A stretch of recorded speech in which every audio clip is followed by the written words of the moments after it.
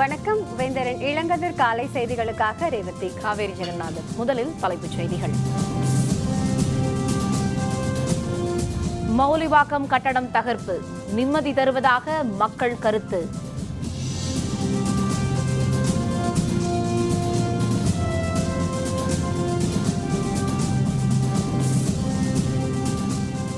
இந்திய இலங்கை அமைச்சர்கள் பேச்சுவார்த்தையில் நல்ல தீர்வு.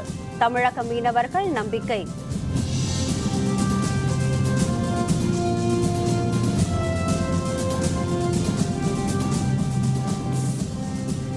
சிறுவாணியில் அணை கட்ட கேரளத்திற்கு தடை முழுமையாக கைவிட மத்திய அரசுக்கு விவசாயிகள் கோரிக்கை.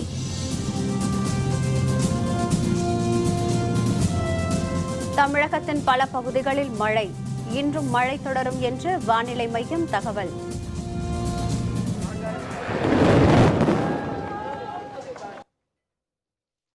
சென்னை மௌலிவாக்கத்தில் ஆபத்தான நிலையில் இருந்த 11 மாடி கட்டடம் இடிக்கப்பட்டது மனதிற்கு நிம்மதி தருவதாக பகுதி மக்கள் தெரிவித்துள்ளனர். நவீன தொழில்நுட்பத்தை பயன்படுத்தி 3 வினாடிகளில் கட்டடம் தகர்க்கப்பட்டது வியப்பை தருவதாகவும் அவர்கள் மேலும் கூறியுள்ளனர். இது பற்றிய விரிவான தகவல்களை தருகிறார் நமது செய்தியாளர் விக்னேஷ். சென்னை மௌலிவாக்கத்தில் ஆபத்தான நிலையில் இருந்த 11 அடுக்கு மாடி கட்டிடம் நேற்று இடித்து தரமட்டமாக்கப்பட்டது இப்பகுதி மக்களிடையே மகிழ்ச்சியை ஏற்படுத்தி இருக்கிறது. அதாவது நேற்று மாலை இருள் சூழ்ந்த நேரம் என்பதால் பொதுமக்கள் அவ்வளவாக பார்க்க முடியாத நிலை இருந்தது. இன்று அதிகாலை முதலே ஏராளமான மக்கள் அந்த இடித்து தரமட்டமாக்கப்பட்ட அந்த கட்டிடத்தை பார்த்து வருகின்றனர். அருகில் உள்ள இந்த பகுதியில் உள்ள வீடுகளில் இருந்த பொதுமக்கள் எல்லாம் ஆங்காங்கே பாதுகாப்பான இடங்களில் தங்க வைக்கப்பட்டிருந்தனர். அவர்கள் எல்லாம் இரவு தங்களுடைய சொந்த வீடுகளுக்கு திரும்பி வந்தனர். தற்பொழுதுதான் இந்த பகுதியில் இயல்பு நிலை திரும்பி இருக்கிறது. மேலும் இந்த கட்டிடம் எப்பொழுது விழும் என்று ஆபத்தான நிலையில் அச்சத்துடன் இருந்த பொதுமக்களுக்கு நேற்று இடிக்கப்பட்ட பிறகு அவர்கள் மிகுந்த மகிழ்ச்சியுடன் இருப்பதாக பொதுமக்கள் தெரிவிக்கின்றனர். மேலும் நவீன தொழில்நுட்பத்தின் மூலம் 3 வினாடிகளில் இந்த கட்டிடத்தை பாதுகாப்பான முறையில் இடிக்கப்பட்டதும் ஒரு வியப்பையும் பிரமிப்பையும் ஏற்படுத்துவதாக பொதுமக்கள் திரும்பி இருக்கின்றனர். இந்த பில்டிங் உடைக்கிற அந்த மெத்தட் பார்த்தேன், எக்ஸைட்டிங்காக இருந்தது. ஆக்சுவலாக அந்த நவீன தொழில்நுட்பத்தோடு அவங்க உடைச்சது ரொம்ப அருமையாக இருந்தது.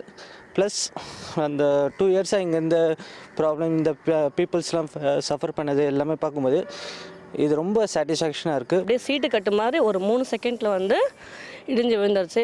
நான் ரொம்ப பிரமிப்பாக இருந்துச்சு பார்க்கறதுக்கு. இன்றைக்கி காலையில் தான் இங்கே பார்த்தோம். இப்படி இருந்த பில்டிங் இப்போ இல்லையன்றதை பார்க்கும்போது ரொம்ப பிரமிப்பாக இருக்குது. இப்போ தான் இனிமேல் இந்த ஏரியா நார்மல் லைஃப்க்கு வந்தோடனே சந்தோஷமாக இருக்கும்னு நினைக்கிறேன். இந்த பில்டிங் எதிரில் ஆப்போசிட்டில் நாங்கள் இருக்கிறோம், நேர் எதிரில். இது இடிச்சதில் எங்களுக்கு கொஞ்சம் பாதிப்பு வந்துக்குது. மேலே வீட்டில் கண்ணாடிலாம் ஜன்னல் உடஞ்சிக்குது. வீடு ஃபுல்லாக ஜல்லி கல் எல்லாம் போயிருக்குது. நிறைய பின்னாடி வரலையும் ஜல்லி மண் போயிருக்குது. இந்த பில்டிங் இருக்கப்போ இல்லாத நல்லா தான் போச்சு எங்களுக்கு. ஆனால் நல்லபடியாக முடிச்சிட்டாங்க. முடிச்சதில் சந்தோஷம் தான். அவ்வப்பொழுது அதாவது லேசான மழைக்கு கூட இந்த கட்டிடம் எப்பொழுது விடும் என்று அச்சத்துடன் இருந்த பொதுமக்களுக்கு இந்த இடிக்கப்பட்ட பின்னர் மிகுந்த மகிழ்ச்சியாக இருப்பதாகவும் பொதுமக்கள் தெரிவிக்கின்றனர். தற்பொழுதுதான் இந்த பகுதி இயல்பு நிலைக்கு திரும்பி இருக்கிறது. நேற்று மாலை இந்த கட்டிடம் இடிக்கப்பட்ட போது இந்த கட்டிடத்தில் இருந்த அந்த கற்கள் எல்லாம் சிதறி ஆங்காங்கே சாலைகளில் சிதறி கிடக்கிற காட்சியை நம்மால் பார்க்க முடிகிறது. ஒரு சில வீடுகளில் ஜன்னல்களில் அதாவது கண்ணாடி ஜன்னல்கள் எல்லாம் சேதமடைந்திருக்க காட்சியும் நம்மால் பார்க்க முடிகிறது. தற்பொழுது இந்த கட்டடம் இடிக்கப்பட்ட பின்னர் தான் தங்களுக்கு நிம்மதி பெருமூச்சு விடுவதாகவும் பொதுமக்கள் தெரிவிக்கின்றனர். வேந்தர் செய்திகளுக்காக மௌலிவாக்கத்தில் இருந்து ஒளிப்பதிவாளர் இம்ரானுடன் எஸ் விக்னேஷ்.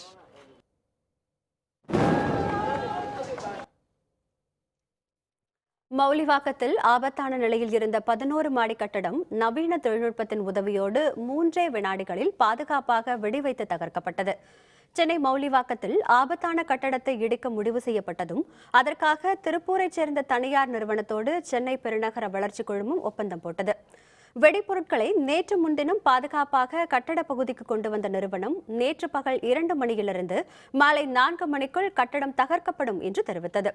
கட்டட பகுதிக்கு கொண்டு வரப்பட்ட ஜெலட்டின் குச்சிகள் மற்றும் RDX வெடிப்பொருட்கள் கட்டடத்தின் தூண்களில் துளையிட்டு பொருத்தப்பட்டன. இவை தவிர கட்டடத்தின் தளங்களிலும் வெடிப்பொருட்கள் பொருத்தப்பட்டு அவை அனைத்தும் ரிமோட் கண்ட்ரோல் கருவியோடு ஒன்றிணைக்கப்பட்டன. இந்த பணிகள் முடிவடைந்து நேற்று பிற்பகல் 3:30 மணிக்கு கட்டடம் தகர்க்கப்படும் என்று முடிவு செய்யப்பட்டது. அந்த நேரத்தில் மேலும் கூடுதல் வெடிப்பொருட்களை 5வது மற்றும் 6வது தளங்களில் நிரப்ப வேண்டும் என முடிவெடுக்கப்பட்டதால் தகர்ப்பு ஒத்திவைக்கப்பட்டது. 5 மணிக்கு தகர்ப்பு நடைபெறும் என்று அறிவிக்கப்பட்டது. கவுண்டவுன் வரை அனைத்து ஏற்பாடுகளும் தயார் நிலையில் இருந்தும் பாதுகாப்பை மேலும் சரிபார்க்கும் எண்ணத்தோடு கட்டடத்திற்குள் பொறியாளர்கள் சென்று பார்வையிட முடிவு செய்ததால் மற்றொரு முறை தகர்ப்பு ஒத்திவைக்கப்பட்டது. வெடிபொருட்களை ரிமோட் கருவியோடு இணைப்பதில் கோளாறு இருக்கலாம் என்று மீண்டும் பலமுறை சரிபார்க்கப்பட்டதால் கட்டட இடிப்பு தள்ளி போய்க் கொண்டே இருந்தது. அனைத்து இணைப்புகளும் சரிபார்க்கப்பட்டதோடு கட்டடத்தை சுற்றியுள்ள பல்வேறு பகுதிகளிலும் இருந்த காவல் அலுவலர்கள் பாதுகாப்பு ஏற்பாடுகள் சரிவர உள்ளதாக தெரிவித்ததை அடுத்து இறுதி கவுண்டவுன் தொடங்கியது. மாலை 6:52 மணிக்கு கவுண்டவுன் தொடங்கி ரிமோட் கண்ட்ரோல் கருவி மூலம் வெடிபொருட்கள் வெடிக்க வைக்கப்பட்டன. கட்டட இடிப்பு சரியாக 3 வினாடிகளில் நடந்து முடிந்தது. முழு கட்டடமும் சீட்டுக்கட்டு போல அப்படியே ஒரே இடத்தில் குவியலாக விழுந்ததை பலரும் பார்த்து மகிழ்ந்தனர். கட்டட தகர்ப்பை அடுத்து அப்பகுதியே புகை மண்டலம் போல சூழ்ந்து காணப்பட்டது.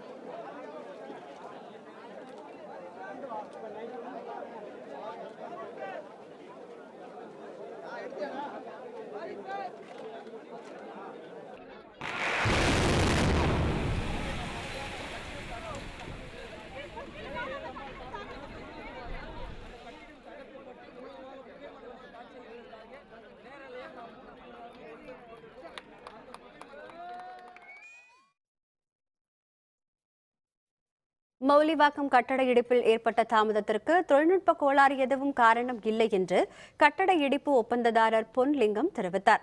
பாதுகாப்பை வலுப்படுத்தும் வகையில் ஒரு முறைக்கு பல முறை வெடிபொருட்களையும் அதற்கான இணைப்புகளையும் சரிபார்த்ததே கட்டட தகர்ப்பில் ஏற்பட்ட தாமதத்திற்கு காரணம் என்றும் அவர் மேலும் தெரிவித்தார். வெதர் கண்டிஷனுங்கிறனால தான் கொஞ்சம் தள்ளி போச்சுங்க. ஃபஸ்ட்டு ஸ்டெபிலைஸ் பண்ணோம், ஸ்ட்ராங் பண்ணிவிட்டு அதுக்கப்புறம் வேற ever we want to weak பண்ணணுமோ ப்ரீ வீக்கன் பண்ணி அதுக்கப்புறம் ஸ்ட்ரக்சரை வந்து நாங்கள் போய் உள்ள ஒர்க் பண்ணுற அளவுக்கு முதல்ல சேஃப்டி ப்ரிகாஷன்ஸ் எடுத்து சேஃப்டி பண்ணிவிட்டு அதுக்கப்புறம் வி ஸ்டார்ட் இந்த ப்ரீ வீக்கனிங் இந்த பில்டிங்கை. அப்புறம் ஒரு குறிப்பிட்ட எல்லா டெக்னிக்கல் பேராமீட்டர்ஸ்லையும் செக் பண்ணி முடிச்சு சக்ஸஸ்ஃபுல்லாக இந்த டெமாலிஷன் முடிச்சிருக்கோம். இதனிடையே மௌலிவாக்கம் கட்டடம் தகர்க்கப்பட்டதில் ஏற்பட்ட தாமதத்திற்கு மழை பெய்தது மற்றும் பாதுகாப்பு ஏற்பாடுகள் பலமுறை சரிபார்க்கப்பட்டதும் தான் காரணம் என்று காஞ்சிபுரம் மாவட்ட ஆட்சியர் கஜலட்சுமி தெரிவித்தார். 10 டீம் போட்டு அந்த 100 மீட்டர்ஸ் ரேடியஸில் இருக்கிற நபர்கள் எல்லாம் சேஃபாக அவங்களை எவாக்குவேட் பண்ணுறதுக்காக போஸ்டர்ஸ் எல்லாம் ஒட்டினது இல்லாமல் எங்களை ஒவ்வொரு வீட்டுக்கும் போய் டோர் பை டோர் பார்த்து கம்ப்ளீட்டாக 100% இன்ஷூர் பண்ணுறதுக்கும் நாங்கள் கிட்டத்தட்ட 10 டீம் போட்டு அதில் எல்லாமே ரெவென்யூ, போலீஸ் அண்ட் இவங்க லோக்கல் அட்மினிஸ்ட்ரேஷன் ஆர்டி அவங்களையும் வச்சு நாங்கள் பண்ணியிருக்கோம். ஸோ எக்ஸாக்டாக பார்த்தீங்கன்னா I cannot say that exact number, ஏன்னா அந்தந்த டிபார்ட்மெண்ட்லேருந்தும் நமக்கு பூல் பண்ணி கொடுத்துருக்காங்க. சென்னை மௌலிவாக்கத்தில் ஆபத்தான நிலையில் இருந்த 11 மாடி கட்டடம் நேற்று மாலை பாதுகாப்புடன் வெடிவைத்து தகர்க்கப்பட்டது. தமிழகத்தில் பெரிய கட்டடம் ஒன்று வெடிவைத்து தகர்க்கப்பட்டது இதுதான் முதன்முறையாகும். சென்னை போரூரை அடுத்த மௌலிவாக்கத்தில் கடந்த 2014ஆம் ஆண்டு ஜூன் மாதம் 28ஆம் தேதி கனமழை காரணமாக 11 மாடி கட்டடம் ஒன்று திடீரென இடிந்து தரைமட்டமானதில் 61 பேர் உயிரிழந்தனர். மேலும் பலர் காயமடைந்தனர். இதனையடுத்து அதன் அருகில் ஆபத்தான நிலையில் இருந்த மற்றொரு 11 மாடி கட்டடத்தை இடிக்குமாறு காஞ்சிபுரம் மாவட்ட ஆட்சியர் உத்தரவிட்டார். அவரது உத்தரவிற்கு கட்டுமான உரிமையாளர் சென்னை உயர்நீதிமன்றத்தில் இடைக்கால தடை பெற்றார். தமிழக அரசு சார்பில் உச்சநீதிமன்றத்தில் செய்யப்பட்ட மேல்முறையீட்டை அடுத்து இடைக்கால தடையை நீக்கிய உச்சநீதிமன்றம் கட்டடத்தை இடிக்குமாறு கடந்த ஜூன் மாதம் உத்தரவிட்டது. உள்வெடிப்பு முறை மூலம் கட்டடத்தை தகர்க்க முடிவு செய்த சென்னை பெருநகர வளர்ச்சி குழுமம் திருப்பூரில் உள்ள தனியார் நிறுவனத்துடன் அதற்கான ஒப்பந்தம் செய்தது. கடந்த செப்டம்பர் மாதம் 25ஆம் தேதி கட்டடத்தை தகர்க்க திட்டமிட்ட பணி தொழில்நுட்ப காரணங்களால் ஒத்திவைக்கப்பட்டது. அதனை அடுத்து நடத்தப்பட்ட ஆய்வுகளுக்கு பின்னர் நேற்றைய தினம் கட்டடம் இடிக்கப்படும் என முடிவு செய்ததை அடுத்து கட்டட இடிப்பு பாதுகாப்புடன் நடத்தப்பட்டுள்ளது. இந்தியா மற்றும் இலங்கை வெளியுறவுத்துறை அமைச்சர்களின் பேச்சுவார்த்தையில் மீனவர் பிரச்சினைக்கு நல்ல தீர்வு கிடைக்கும் என்று நம்புவதாக தமிழக மீனவர்கள் தெரிவித்துள்ளனர். இந்திய இலங்கை மீனவர் பிரதிநிதிகள் பங்கேற்ற 4ஆம் கட்ட பேச்சுவார்த்தை நேற்று தில்லியில் நடைபெற்றது. பேச்சுவார்த்தையை முடித்துக்கொண்டு தமிழகம் திரும்பிய தமிழக மீனவர் பிரதிநிதிகள் சென்னையில் செய்தியாளர்களுடன் பேசினர். அப்போது தமிழக மீனவர்களின் படகுகளை விடுவிக்க வேண்டும் என்றும் தமிழக மீனவர்கள் பாரம்பரியமாக மீன்பிடிக்கும் பகுதிகளில் மீன்பிடிக்க அனுமதி தர வேண்டும் என்பன உள்ளிட்ட கோரிக்கைகள் அந்த கூட்டத்தில் வலியுறுத்தப்பட்டதாக தெரிவித்தனர். தங்களது கோரிக்கைகள் பற்றி இந்திய இலங்கை வெளியுறவுத்துறை அமைச்சர்கள் வரும் 5ஆம் தேதி சந்தித்து பேசவிருப்பதாக அவர்கள் மேலும் கூறினர். அந்த பேச்சுவார்த்தையின் போது மீனவர் பிரச்சினைக்கு நிரந்தர தீர்வு காணப்படும் என்று நம்புவதாக அவர்கள் தெரிவித்தனர். இப்போ 4ஆம் கட்ட பேச்சுவார்த்தை நேற்று டெல்லியில் நடைபெற்றது. அதில் இலங்கை மீனவ பிரதிநிதிகளும் இலங்கை அரசு அதிகாரிகளும் தமிழக மீனவ பிரதிநிதிகளும் புதுச்சேரி மீனவ பிரதிநிதிகளும் இரு மாநில அதிகாரிகளும் கலந்து கொண்டு ஒரு 3 கட்ட பேச்சுவார்த்தை முடிவுறாத சில பிரச்சனைகள் குறித்து பேசினோம். இலங்கை சிறையில் இருக்கின்ற மீனவர்கள் படகுகள் விடுதலை செய்யப்பட வேண்டும். அது மாதிரி இந்திய சிறையில் இருக்கின்ற இலங்கை மீனவர்கள் படகுகள் உடனடியாக விடுதலை செய்ய வேண்டும். 4ஆம் கட்டத்தினுடைய உயர்மட்ட குழு பேச்சுவார்த்தை நடக்கிறது. அது அமைச்சரும் இந்திய இலங்கை அரசு அதிகாரிகளும் பேச போகிறாங்க. அதில் ஒரு நல்ல முடிவு தீர்வு கிடைக்கும் எங்களுக்கு. ராணுவ வீரரின் உறவினர்களுக்கு ஆறுதல் கூறச் சென்ற தாம் உள்பட பலர் கைது செய்யப்பட்ட விவகாரத்தில் பிரதமர் நரேந்திர மோடி மன்னிப்பு கேட்க வேண்டும் என்று காங்கிரஸ் கட்சியின் துணைத் தலைவர் ராகுல் காந்தி தெரிவித்துள்ளார். ராணுவத்துறையைச் சேர்ந்தவர்களுக்கு ஒரே பதவி ஒரே ஓய்வூதியம் என்ற அடிப்படையை கடைபிடிக்க வலியுறுத்தி முன்னாள் ராணுவத்தினர் தொடர் போராட்டங்களில் ஈடுபட்டு வருகின்றனர். அந்த திட்டத்தை அமலாக்குவதில் மத்திய அரசு தேவையற்ற காலதாமதம் செய்வதாக கூறி முன்னாள் ராணுவ வீரர் ராம்கிஷான் கிரிவால் புதுடில்லியில் தற்கொலை செய்து கொண்டார். அவரின் உடலை பார்வையிடவும் அவரது உறவினர்களுக்கு ஆறுதல் தெரிவிக்கவும் தில்லி ராம் மனோகர் லோகியா மருத்துவமனைக்கு ராகுல் காந்தி சென்றிருந்தார். அவரை மருத்துவமனைக்குள் அனுமதிக்க மறுத்த காவல்துறையினர் மருத்துவர்களை பணி செய்ய விடாமல் தடுத்ததாக கூறி ராகுல் காந்தியையும் உடன் சென்ற காங்கிரஸ் கட்சியினரையும் கைது செய்தனர். மந்திர்மார் காவல் நிலையத்தில் ராகுல் காந்தியை அழைத்துச் சென்ற அவர்கள் பின்னர் விடுதலை செய்தனர். காவல் நிலையத்தில் இருந்து மருத்துவமனை சென்ற ராகுல் காந்தி அங்கு இறந்த ராணுவ வீரரின் உறவினர்களை சந்தித்த போது மீண்டும் கைது செய்யப்பட்டார். அதனை கண்டித்து நாடெங்கும் பல்வேறு பகுதிகளிலும் காங்கிரஸ் கட்சியினர் ஆர்ப்பாட்டம் மற்றும் போராட்டங்களில் ஈடுபட்டனர். அதனையடுத்து அவர் விடுதலை செய்யப்பட்டார். அப்போது செய்தியாளர்களுடன் பேசிய அவர் இந்த விவகாரத்தில் பிரதமர் நரேந்திர மோடி மன்னிப்பு கேட்க வேண்டும் என்று கோரிக்கை விடுத்தார்.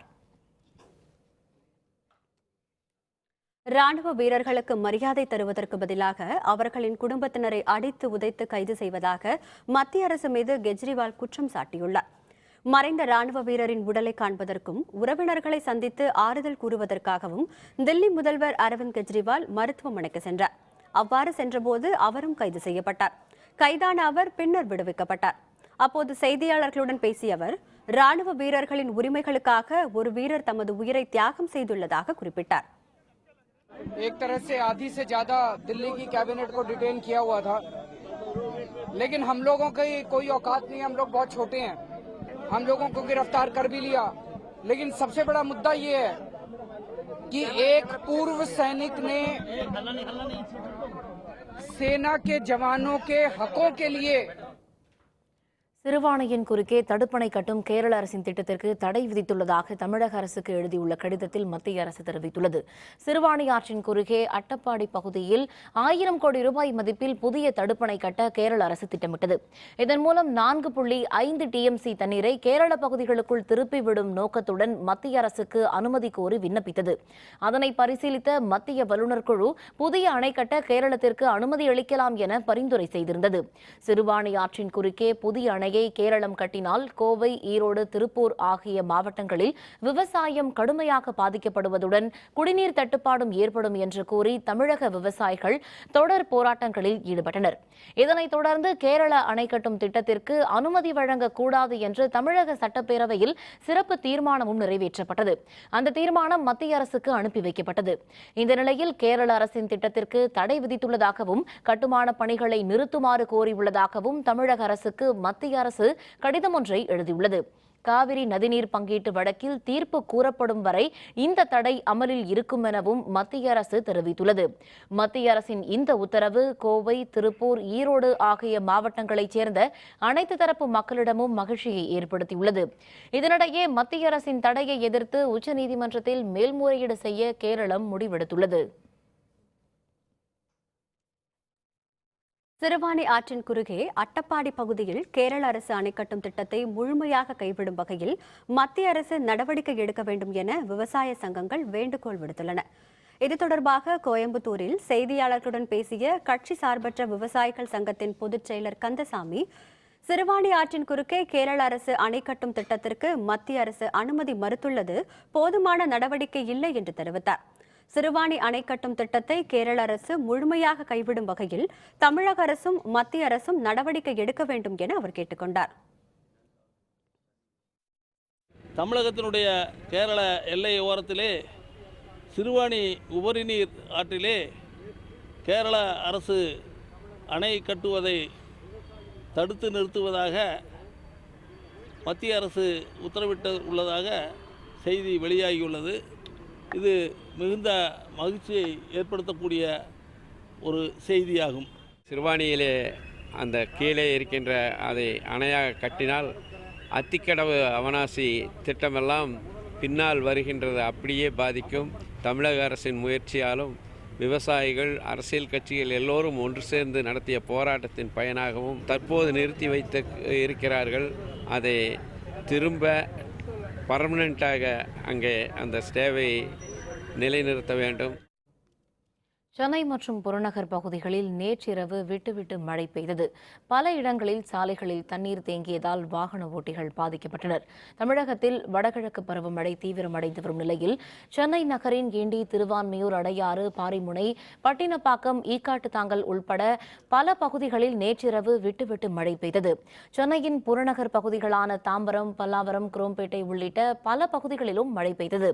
காஞ்சிபுரம் மற்றும் திருவள்ளூர் மாவட்டத்தின் பல பகுதிகளிலும் நேற்றிரவு மழை பெய்தது. சாலைகளிலும் தாழ்வான பகுதிகளிலும் பல இடங்களில் தண்ணீர் தேங்கியது. சாலைகளில் தண்ணீர் தேங்கியதால் வாகன ஓட்டிகள் அவதிப்பட்டனர். விழுப்புரம் மாவட்டத்தில் பரவலாக பெய்து வரும் மழையால் மகிழ்ச்சியடைந்துள்ள விவசாயிகள் மழை நீரை தேக்கி வைக்க நடவடிக்கை எடுக்க வேண்டும் என்று கோரிக்கை விடுத்துள்ளனர். வடகிழக்கு பருவமழை மற்றும் காற்றழுத்த தாழ்வு நிலை காரணமாக தமிழகத்தின் பல பகுதிகளிலும் பரவலாக மழை பெய்து வருகிறது. கடந்த ஒரு மாத காலமாக விழுப்புரத்தில் கடுமையான வெயில் அடித்த நிலையில் மாவட்டத்தின் பல பகுதிகளிலும் பெய்த கனமழையால் தாழ்வான பகுதிகளில் மழை நீர் தேங்கியுள்ளது. உளுந்தூர்பேட்டை, கள்ளக்குறிச்சி, திருக்கோவிலூர் உள்பட பல பகுதிகளிலும் பெய்த மழையால் சாலைகளில் தண்ணீர் பெருகியுள்ளது. இந்த மழையால் மகிழ்ச்சியடைந்துள்ள விவசாயிகள் உள்ளிட்ட மக்கள் மழை தொடர வேண்டும் என்றும் கடந்த பருவமழை காலம் போன்று மழை நீரை சேமிக்காமல் விட்டுவிடக்கூடாது என்றும் தெரிவித்துள்ளனர்.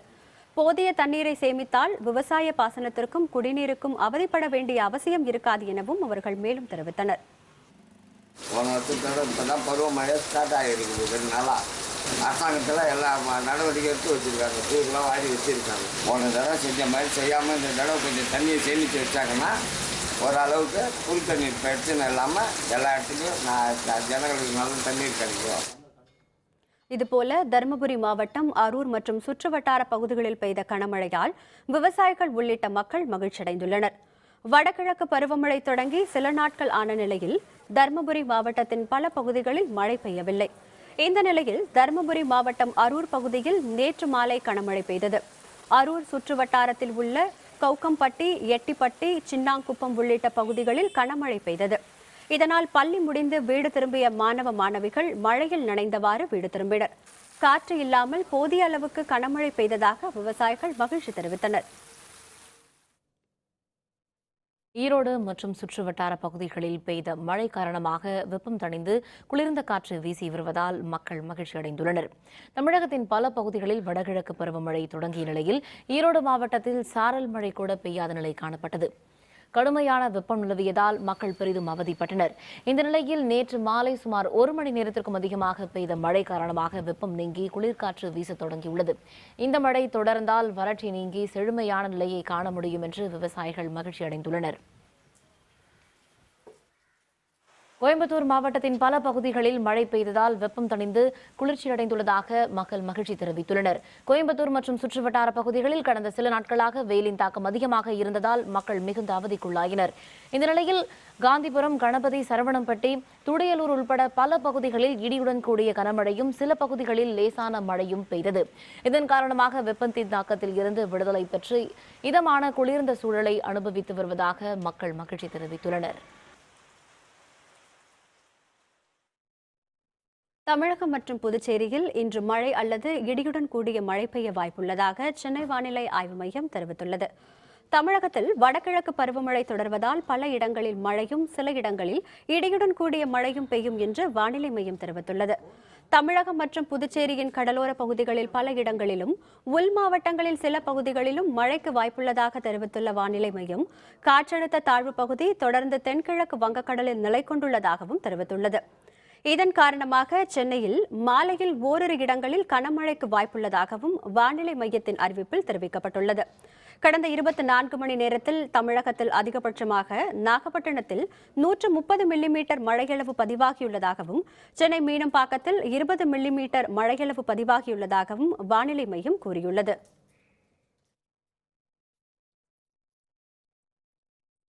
தஞ்சை அரவக்குறிச்சி திருப்பரங்குன்றம் இடைத்தேர்தல் மனுக்கள் மீதான பரிசீலனை இன்று நடைபெறுகிறது. விவரம் விளம்பர இடைவேளைக்கு பிறகு.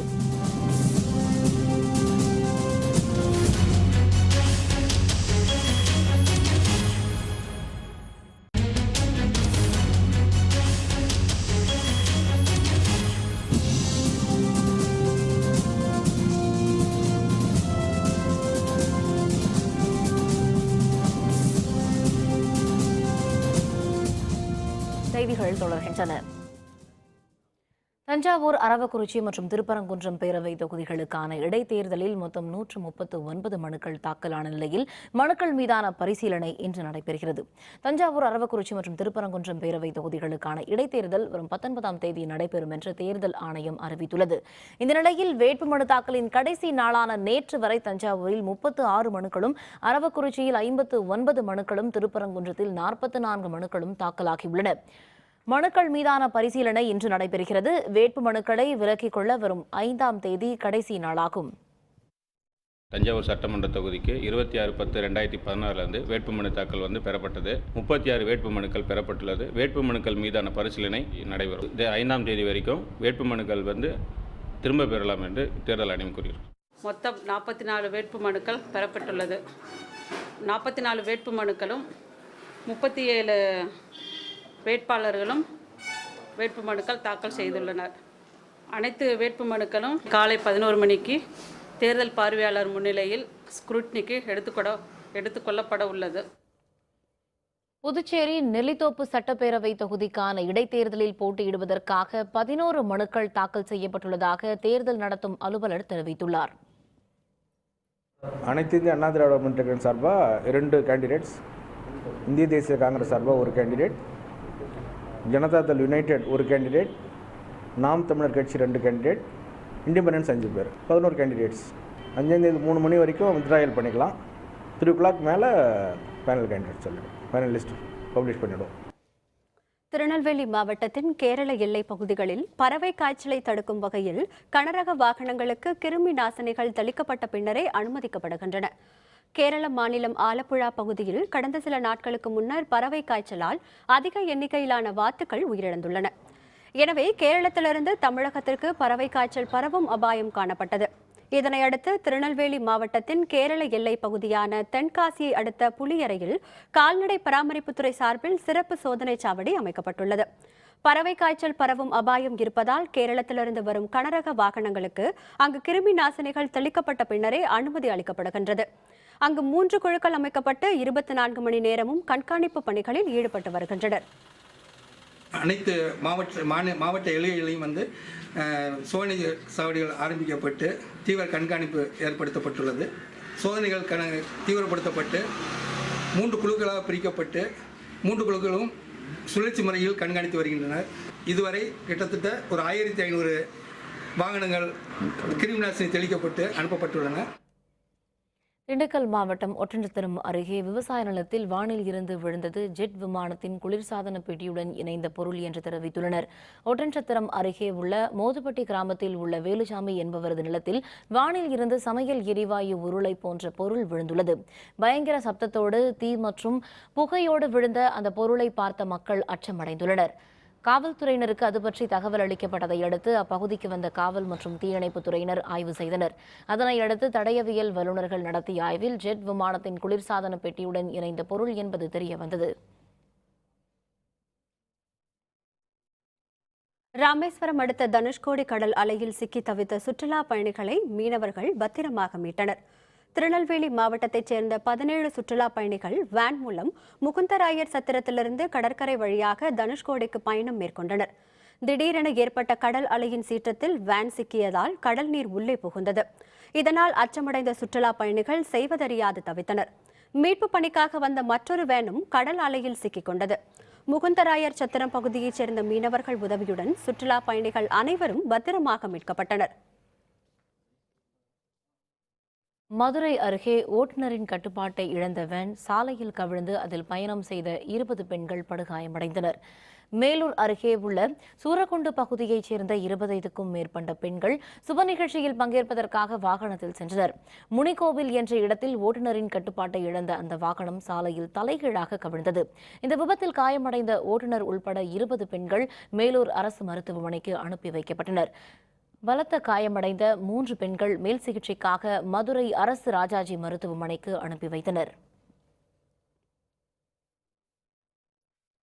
நாகப்பட்டினம் மாவட்டம் சீர்காழி அருகே பயணிகளுடன் சென்ற மினி பேருந்து வயலில் கவிழ்ந்த விபத்தில் 30 பேர் படுகாயமடைந்தனர். சீர்காழியிலிருந்து கொள்ளிடம் நோக்கி தனியார் மினி பேருந்து சென்று கொண்டிருந்த போது இருசக்கர வாகனத்திற்கு வழிவிட பேருந்தை திருப்பிய போது சாலையோரம் இருந்த வயலில் கவிழ்ந்து விபத்திற்குள்ளானது. இந்த விபத்தில் 30 பேர் படுகாயமடைந்தனர். பலத்த காயமடைந்த சிவரஞ்சனி என்ற பெண் மேல் சிகிச்சைக்காக நாகப்பட்டினம் அரசு மருத்துவமனைக்கு கொண்டு செல்லப்பட்டார். தப்பி ஓடிய மினி பேருந்து ஓட்டுநர் மீது காவல்துறையினர் வழக்கு பதிவு செய்து தேடி வருகின்றனர். சிவகங்கையில் பர்னிச்சர் கடையில் ஏற்பட்ட தீ விபத்தில் பல லட்சம் மதிப்பிலான பொருட்கள் தீயில் கருகி நாசமாகின. சிவகங்கை பாரதி நகரில் தனியாருக்கு சொந்தமான மெத்தை, பீரோ, மேசை மற்றும் நாற்காலிகள் உள்ளிட்டவற்றை விற்பனை செய்யும் பர்னிச்சர் கடை உள்ளது. அந்த கடையின் கிடங்கில் நேற்று தீ விபத்து ஏற்பட்டதில் பல லட்சம் ரூபாய் மதிப்பிலான பொருட்கள் எரிந்து நாசமாகின. தகவல் அறிந்த தீயணைப்பு மற்றும் மீட்புத் துறையினர் விரைந்து வந்து 1 மணி நேரத்திற்கும் மேல் போராடி தீயை அணைத்தனர்.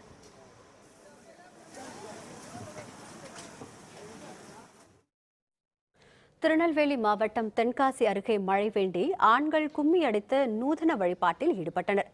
தென்காசியை அடுத்த ஆலங்குளம் அருகே உள்ள முத்துகிருஷ்ணாபேரி பகுதியில் காளியம்மன், முப்பிடாதியம்மன், ராமர் மற்றும் சீதைக்கு கோவில் உள்ளது. இந்த கோவிலில் ஆண்டுதோறும் ஐப்பசி மாதம் 3வது செவ்வாய்க்கிழமை நடைபெறும் திருவிழாவில் பெண்கள் முளைப்பாரி எடுத்து ஊரின் நடுவே உள்ள திடலில் வைப்பது வழக்கம். முளைப்பாரியை சுற்றி அப்பகுதி ஆண்கள் கும்மியடித்து மழை வேண்டி வழிபாட்டால் பங்கேற்பார்கள். பல 100 ஆண்டுகளாக நடைபெறும் இந்த வழிபாட்டிற்கு மழை கும்மி என்று பெயரிட்டு அழைக்கின்றனர். இந்த வழிபாட்டை காண்பதற்கு சுற்றுப்புற கிராமங்களிலிருந்து பலரும் வந்திருந்தனர்.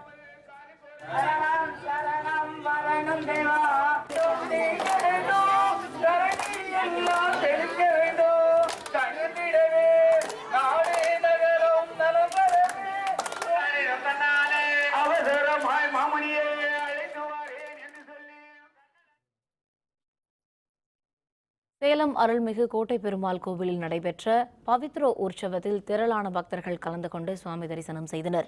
சேலம் பழைய பேருந்து நிலையம் அருகே கோட்டை அழகிரிநாதர் திருக்கோவில் உள்ளது. ஆண்டுதோறும் ஐப்பசி மாதத்தில் நடைபெறும் பவித்ரோ உற்சவம் இவ்வாண்டும் நடைபெற்றது. நீண்ட ஆயுள் பெறவும் அனைத்து நன்மைகளும் கிடைக்கும் வகையிலும் நடத்தப்படும் இந்த உற்சவம் 4 நாட்கள் நடைபெறும்.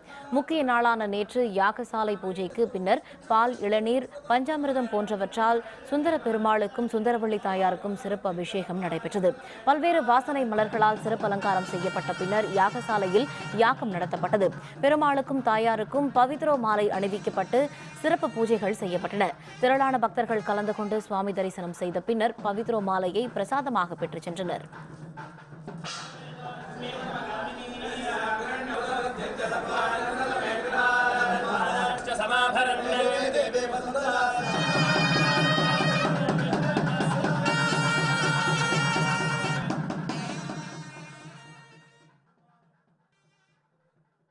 வாழ்க்கையில் ஒரு மனிதன் 2 தப்பு தான் பண்ணுறான். ஒன்று தெரிஞ்சு செய்கிற தப்பு, ஒன்று தெரியாமல் செய்கிற தவறு.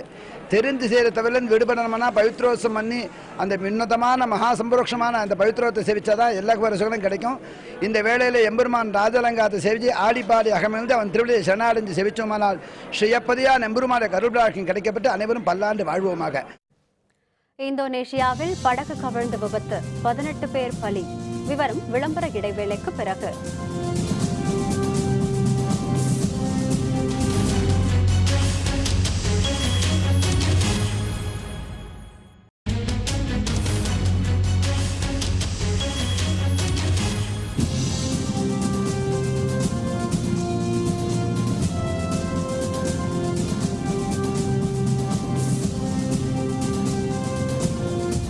செய்திகள் தொடர்கின்றன.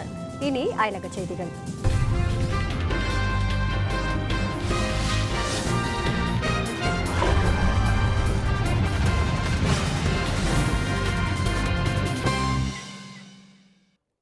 இந்தோனேஷியாவில் படகு கவிழ்ந்த விபத்திற்குள்ளானதில் அதில் பயணம் செய்த 18 பேர் பலியானார்கள்.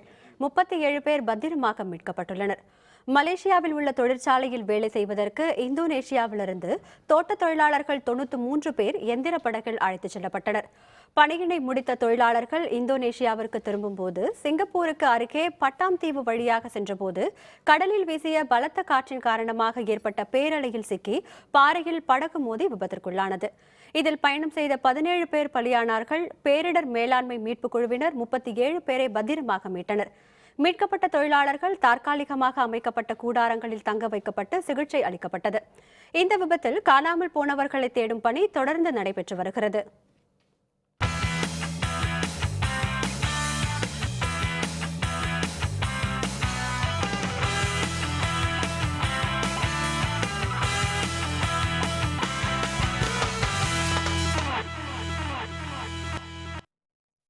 ISL கால்பந்து போட்டியில் சென்னை மற்றும் மும்பை அணிகளுக்கு இடையிலான ஆட்டம் இரு அணிகளும் தலா ஒரு கோல் அடித்ததை அடுத்து சமனில் முடிவடைந்தது. ISL கால்பந்து போட்டியில் சென்னை மற்றும் மும்பை அணிகளுக்கு இடையிலான ஆட்டம் சென்னை ஜவஹர்லால் நேரு திடலில் நடைபெற்றது. இரு அணிகளும் விட்டுக் கொடுக்காமல் விறுவிறுப்புடன் ஆடிய போட்டியில் ஆட்டத்தின் பெரும் பகுதியில் சென்னை அணி வசமே பந்து இருந்தது. இருப்பினும் ஆட்டத்தின் முதல் பாதி வரை இரு அணிகளும் கோல் எதுவும் அடிக்கவில்லை. ஆட்டத்தின் இரண்டாம் பாதியில் 51வது நிமிடத்தில் சென்னை அணி வீரர் ஜே ஒரு கோல் அடித்தார். அதன் பின்னர் பலமுறை முயன்றும் மும்பை அணியின் கோல் அடிக்கும் முயற்சிகள் யாவும் வீணாயின. ஆட்டத்தின் இறுதி நேரத்தில் 88வது நிமிடத்தில் மும்பை அணி வீரர் லியோ கோஸ்டர் ஒரு கோல் அடித்ததை அடுத்து 1-1 என்ற கோல் கணக்கில் ஆட்டம் சமனில் முடிவடைந்தது.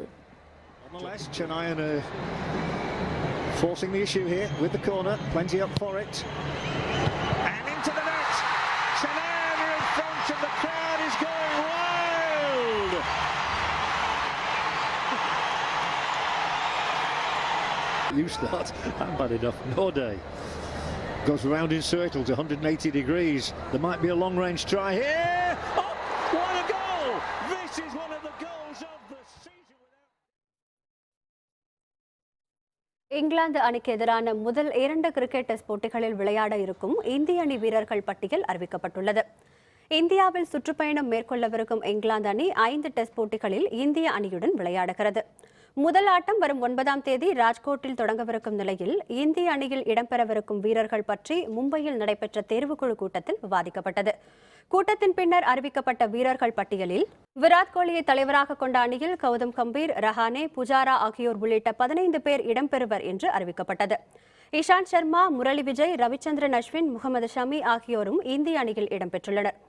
இந்திய அணியில் ஜெயந்த் யாதவ், உமேஷ் யாதவ், அமித் மிஸ்ரா, ரவீந்திர ஜடேஜா ஆகியோரும், விருத்திமன் சஹா, கருண் நாயர், ஹர்திக் பாண்டியா ஆகியோரும் இடம்பெற்றுள்ளனர். மீண்டும் தலைப்புச் செய்திகள். மௌலிவாக்கம் கட்டடம் தகர்ப்பு நிம்மதி தருவதாக மக்கள் கருத்து.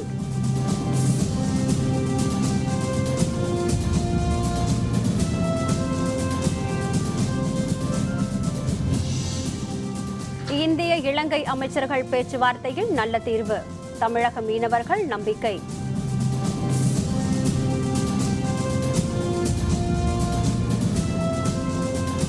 திருவானையில் அணை கட்ட கேரளத்திற்கு தடை, முழுமையாக கைவிட மத்திய அரசுக்கு விவசாயிகள் கோரிக்கை.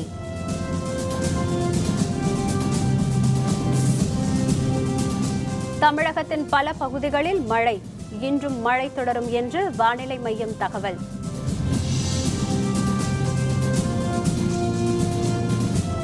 இத்துடன் வேந்தரின் இளங்கதிர் காலை செய்திகள் நிறைவடைந்தன. மீண்டும் பகல் 11 மணிக்கு வேந்தரின் இளங்கதிர் முற்பகல் செய்திகளில் சந்திப்போம். வணக்கம்.